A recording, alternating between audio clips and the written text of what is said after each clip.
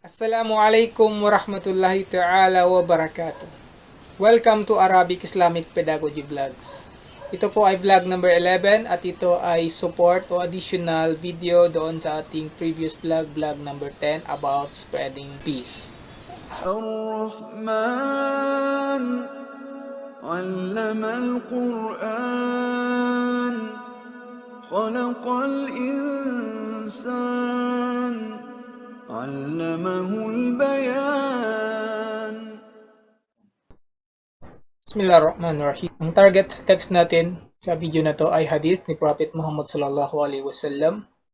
At ito ay tungkol sa Ifsha'us Salam at ito ay mutalik o related sa ating previous na video about Ifsha'us Salam din. At ito ay kanyang support o related doon bilang additional o complementary sa ating previous video. So ang hadith na yan ay kilalang kilala o well known siya na hadith. Ito ay riwayat ng isang sahabi na si Abu Yusuf Abdullah bin Salam. Ito ay isang converted na Yahudi sa Madina sa time ni Prophet Muhammad sallallahu alaihi wasallam. At makikita ito sa kitab ni Imam At-Tirmidhi, sa kanyang Jami' At-Tirmidhi, at ito ay nilagyan niya ng grade na Hasan Sahih o kaya ay good and authentic. Makikita sa Abwab o chapter Abwab Sifatul Qiyamah. At ang number ng hadith ay 2485. Sahahul Albani, at ito ay tinashe o binigyan ng authentication ni Sheikh Al-Albani bilang sahih na hadith o authentic.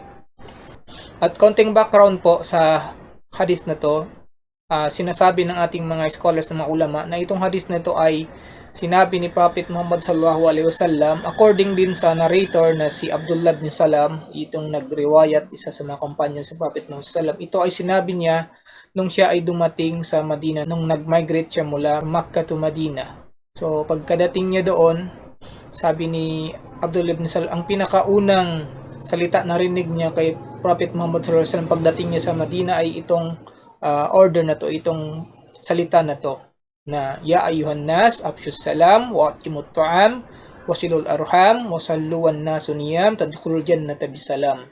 So kararating pa lang niya sa isang lugar na mag-establish sila ng isang magandang community, pero ang community ng Madina ay magiging multicultural siya.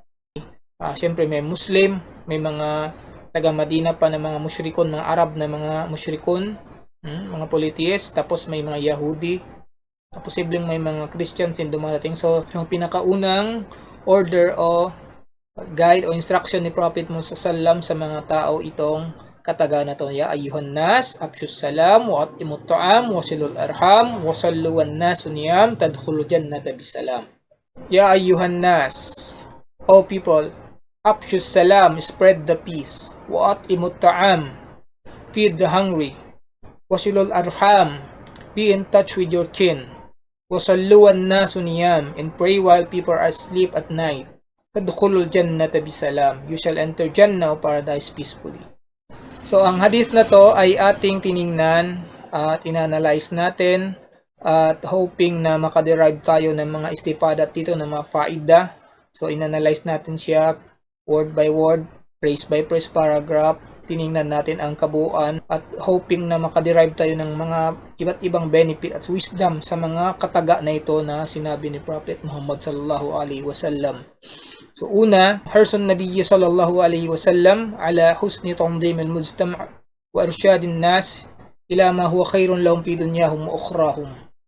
The Prophet, Allah bless him and grant him peace, is keen on establishing good community order and directing people to what is best for them in this world and in the hereafter. So yan po ang unang na-derive natin, kasi makikita natin na si Prophet Muhammad sallam ay talagang siya ay keen at talagang gustong-gusto niya, talagang concern siya na mag-establish ng magandang community. Kasi nga makikita natin sa simula ng kanyang sinabi, ya ayuhan nas, nag-order siya sa mga tao. At alam niya, kararating pa lang niya sa Madina, so gusto niya magkaroon ng parang good community order. Kaya nga nagbigay siya ng ganitong instruction sa mga tao. At ang kanyang tinawag hindi lang mga Muslim, kundi mga tao. Sabi niya, ayuhan nas, o mga tao. So ibig sabihin, implying lang gusto niya mag-establish ng good community order sa lugar na yan sa Madina, na makakabuti sa kanila, sa kanilang kalagayan dito sa mundo at maging sa kabilang buhay. Pangalawa, وجود الشمولية في المنهج النبوي.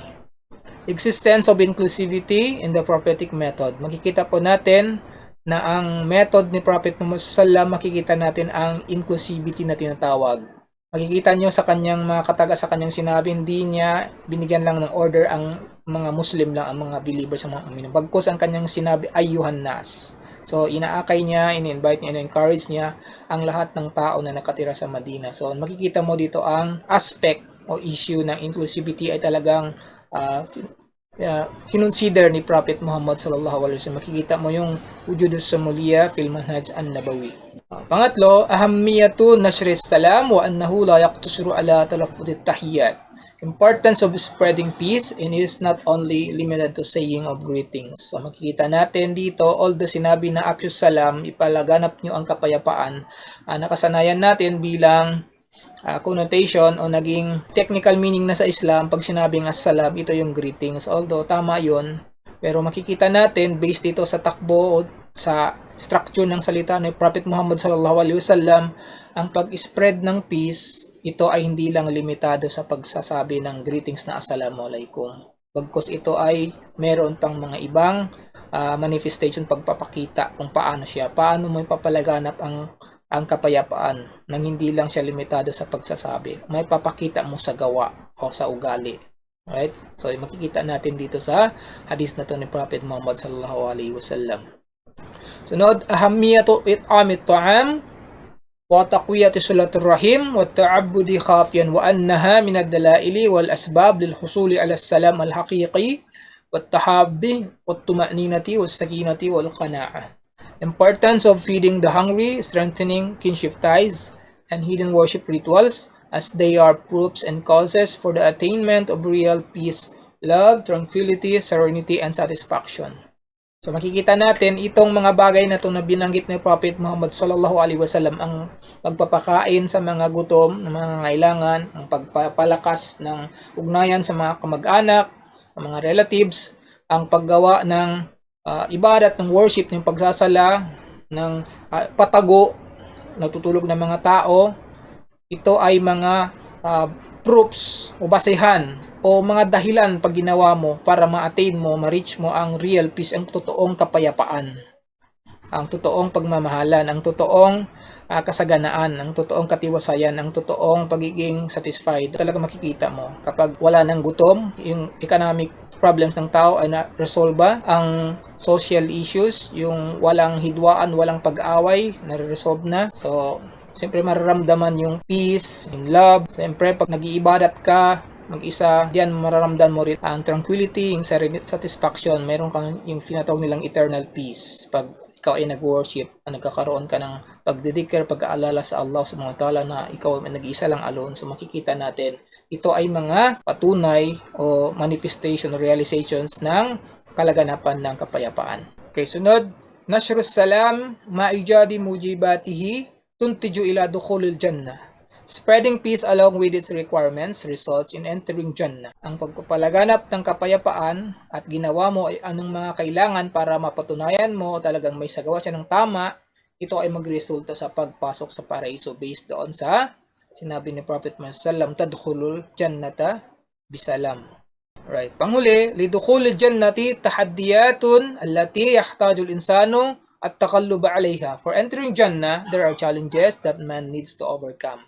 So, nag-i-imply po, pinapakita dito dahil sinabi ng Prophet Muhammad sallam na tadkhulul jannata bisalam, makakapasok kayo sa paraiso ng walang problema, peacefully kayo makakapasok, indicating ang Jannah, ang pagpasok sa Jannah ay talagang may mga challenges na pagdadaanan na kailangan ma-overcome o makasurvive ang tao dito dahil pagdadaanan niya, may mga paghirap siyang pagdadaanan.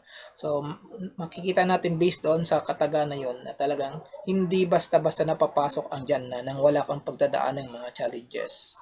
So, kapag nagawa mo, isa sa mga binanggit dyan sa taas, nagawa mo yan, isa sa mga dahilan niya para ma-overcome ng challenges, may salam, may kinship ties, may hidden worship, rituals, malakas ang ibadat mo, ugnayan mo sa Allah subhanahu wa ta'ala, malakas ang ugnayan mo sa kapwa-tao, ang mga tao ay naproprovidean, masaya ang tao, ang mga tao ay peaceful. So inshallah subhanahu wa ta'ala, magiging matiwasay ang lahat. So yung gumagawa ng mga bagay na yun, magiging matiwasay ang kanilang pamumuhay dito sa mundo, pati yung pagpasok nila sa paraiso ay magiging matiwasay din, maging peaceful din. So dito natin makikita ang concept ng peace, ng kapayapaan. Based dito sa hadith na to, hindi lang yung pang mundong ibabaw lang. Magiging peaceful ang isang tao pag sinunod ang mga bagay na to sa kanilang individual level, sa social level, sa community level, at maging sa eternal peace, pangkabilang buhay sa next world ay magiging peaceful din ang tao. So ito ang pinakamagandang halimbawa ng peace, yung eternal peace at saka yung continuous na peace. Hindi simula dito sa mundo hanggang sa kabilang buhay. Hindi siya limitado dito lang sa makamundong bagay lang. Bagkus ito ay magtutuloy-tuloy hanggang sa pagpasok ng tao sa paraiso. Makakapasok ng paraiso ng mayroong kapayapaan. Tadkhulul jannata bisalam. Alright. Dito tayo sa grammar rules review ng hadith na ating pinag-aaralan. Ya ayyuhan nasu afshus salam wa atimut ta'am wa silul arham wa sallu wan nasu niyam tadkhulul jannata bisalam. So, ang gusto nating bigyan ng paliwanag o review na bahagi ng hadith na yan ay ang katagang tadkhulu. So, ang tadkhulu po ito ay fi'lun mudari at siya ay madzum. Kumbaga, nasa kalagayang ng jazm.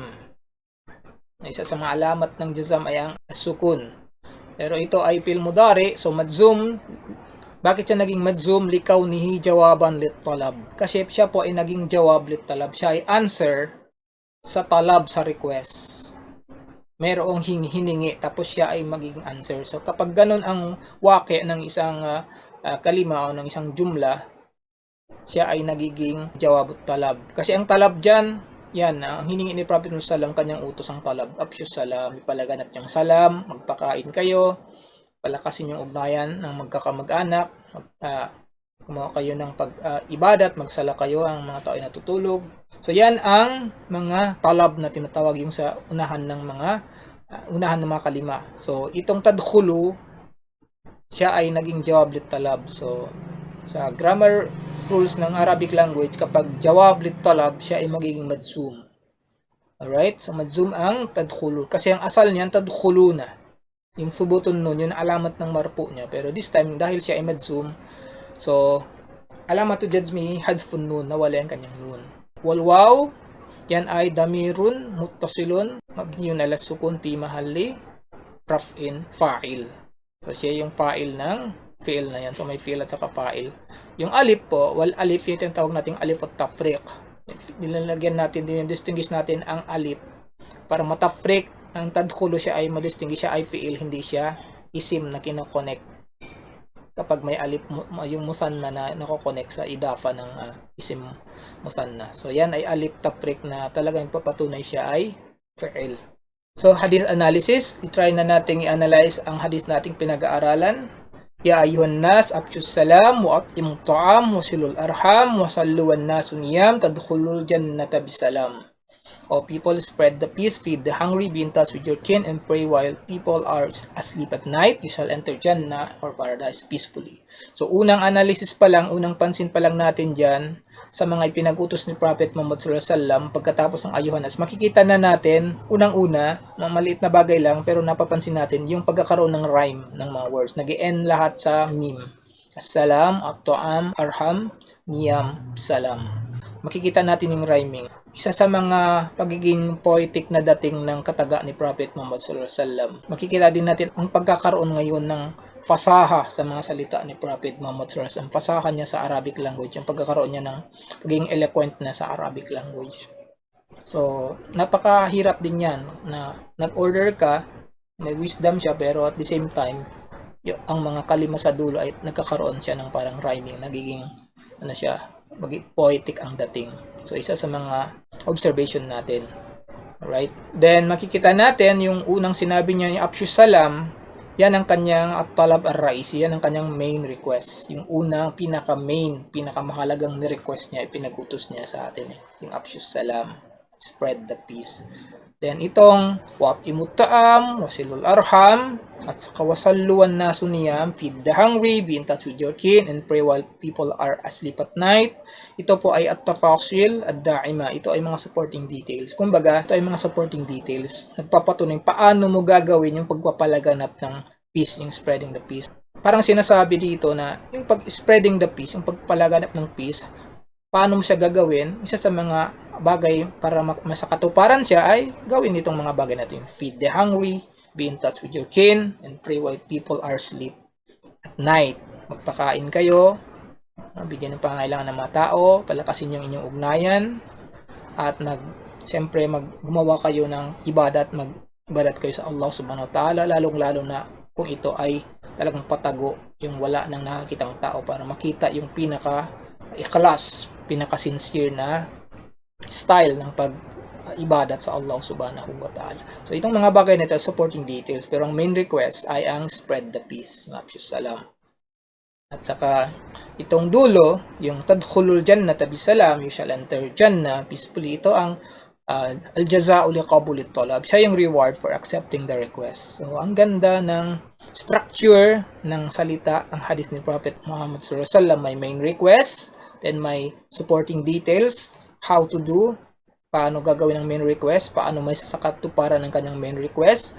Then after that, binigyan niya sa dulo ng reward. Anong consequence pag ginawa natin yan? So napakagandang halimbawa o napakagandang structure or pattern ng pagsasalita ang pinakita dito ni Prophet Muhammad sallallahu alaihi wasallam. Talagang katunayan ng pagiging kagakaroon niya ng jawami ul kalim. Simple words pero ang daming gandang dala-dala. Alright? Another analysis natin, makikita natin itong at'imut ta'am wasilul arham, feed the hungry, be in touch with your kin. Itong mga bagay nito, halimbawa ng pagsasakatuparan ng pagpapalaganap ng kapayapaan, ito po ay pwede nating i-consider, i-categorize natin siya as al-amnu al-khariji, external peace. Kumbaga, ang dalawang bagay na to, pag ginawa to, siya ang nagpapakita ng pagkakaroon sa isang community ng external peace. Sinabing external peace, yung kapayapaan na nasa community, nasa social aspect, nasa social arena ng buhay ng mga tao. Kasi pagpapakain ng mga gutom, ng mga nangangailangan, pagpapalakas ng ugnayan. So, nasa nasa social aspect ang pinag-uusapan. So, mag-consider siya al-amnu al-khariji o external peace. Kasi meron dik tinatawag na internal peace. Ito naman ay panloob, al-amnu dakili. So, ang internal peace ay nasa individual level yan. Kasi ang tao, kailangan niya din ng internal peace sa kanyang pag-iisa. So, kailangan niyang gumawa ng pag-iibadat, mag-reflect, mag-dhikr, mag-alala sa Allah subhanahu wa ta'ala. So, magsala siya habang ang mga tao ay tulog na. Ibig sabihin talagang gusto niyang masolo ang Allah subhanahu wa ta'ala sa kanyang pag-iibadat. Kasi mararamdaman niya dyan ang kanyang eternal peace. Maging peaceful lang ang kalooban. Makaramdam siya ng serenity, ng tranquility, at saka satisfaction sa kanyang sarili, sa kanyang spiritual level. So, makikita natin yung mga supporting details na yun, yung mga ipinag-utos ni Prophet Muhammad sallallahu alaihi wasallam about sa pagpapalaganap ng peace, siya ay makikita natin na pasok siya sa external at saka internal na categories ng peace. Alright? Ano ba ang ating mga concept na na-observe? Al-mabda al-mulahad. Based doon sa ating analysis, meron tayong conclusion at kita natin, na-observe natin ang concept na to. Sasabihin natin sa Arabic, aradan nabiyyu sallallahu alaihi wasallam an yubayyina kayfiyata ifsha'is salam. The Prophet Muhammad sallallahu alaihi wasallam, peace and blessings of Allah be upon him, wanted to show how to spread peace. Babayyana annaha tajma'u bayna ma'nahu tahiyatan wa sulukan. He explained that it combines both meanings of greeting and behavior. حيث ذكر عدة من الوجوه الموصلة إلى الأمن. As he mentioned several aspects that lead to general peace. Yung general peace, madadala niya yung external at saka yung internal peace. Right? جاء بصيغة الكلام التي هي نفسها طريقة تعليمية توضيحية. He came forth with the form of speech which is in of itself an illustrative teaching method. ألا وهي sigatun nas ala naw' at-i'dad, and that is a text format using an enumeration type. والتعداد هو أداة بلاغية تستخدم لسرد التفاصيل أو عملية ذكر الكلمات أو العبارات بطريقة منظمة. Enumeration is a rhetorical device used for listing details or a process of mentioning words or phrases in an organized manner. ويمكن أيضا القول أن العملية موضحة خطوة بخطوة. You can also say that the process is explained step by step. So yan po ang ating concept na na-observe na pinakita ni Prophet Muhammad sallallahu alaihi wasallam. Pinapaliwanag lang niya paano ba ang pagpapalaganap ng kapayapaan ng salam. So in-explain niya sa kanyang hadith na to na ang meaning ng salam, ang pagpapalaganap ng salam, dala niya yung dalawang meaning. Kasali na yung tahiya, yung pag-greet, at saka yung sulok, pati yung behavior, yung gawa, yung pagpapakita. Kung saan binanggit niya yung iba't ibang mga itsura, iba't ibang mga aspeto ng pagpapalaganap ng kapayapaan, yung pagpapakain, yung pagpapalakas ng ugnayan, yung pagkakaroon ng individual worship, patago, pagpapalakas ng relationship sa Allah subhanahu wa ta'ala. So, ang ginamit niyang pattern sa kanyang pananalita, ang ginamit, in reality, ito ay talagang strategy. Isa siyang strategy sa pagpapaliwanag, pagtuturo at pagpapaliwanag na at the same time. Ma-illustrate mo yung isang bagay na gusto mong ipaliwanag. At ito nga ay ang sigatun nas ala naw' at-i'dad. Pinakita niya ang text, ang structure ng text na kanyang ginamit ay nasa naw' at-i'dad, nasa enumeration type. Kasi itong enumeration type, isa siyang rhetorical device. Kumbaga, ito ay adatun balaghiyya.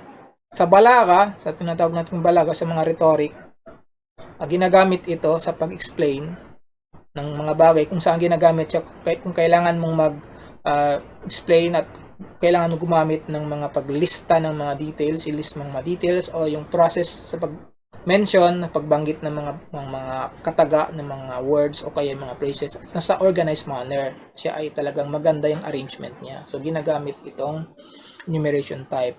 Magsisimula ka sa pinaka pangalan niya sa una, then babanggitin mo, i-enumerate mo anong mga related na mga bagay o anong mga words na para mapatunayan o paano ba mangyayari yung bagay na yan, yung pinaka main case na binabanggit mo, paano siya, how to do this thing, kumbaga. So gagamitan mo siya ng enumeration type na format, text format.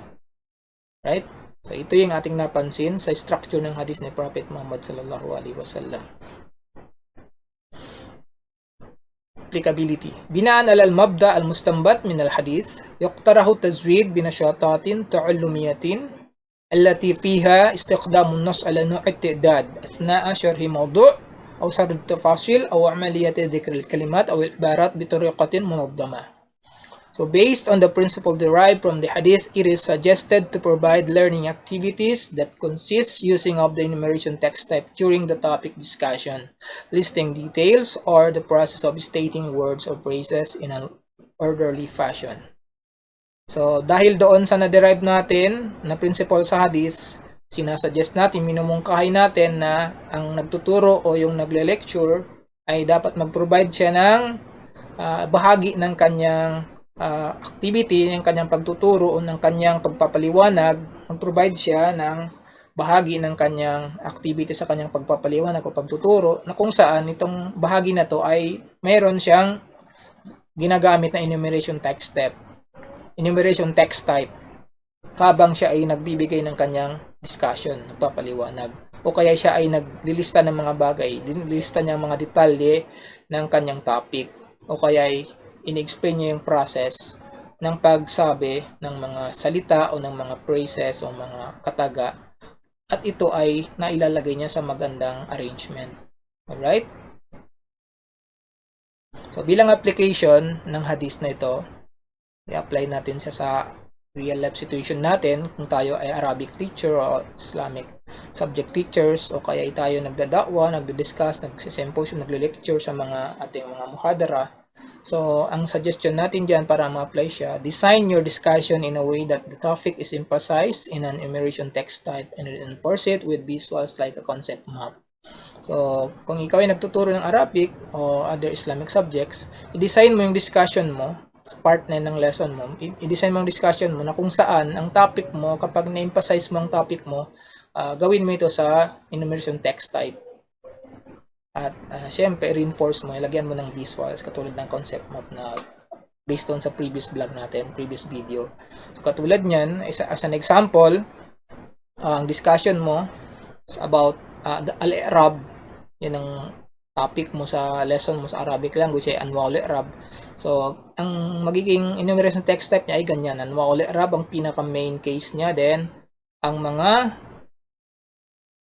bagay, yung mga supporting details about anwa'ul i'rab, ito ar-raf', an-nasab, al-jar, al-jazm. So, mangyayari ang i'rab kapag may ar-raf', mangyayari ang i'rab pag nasab, may jar, al-jazm. So, yan ay halimbawa ng enumeration text type. Ganyan ang style ng pagpapaliwanag ng enumeration text type. Kung ikaw naman ay nagle-lecture ng symposium, ganun din po, i-design mo yung discussion mo in the way that the topic is emphasized in an enumeration text type. At i-reinforce mo din if possible ng visuals.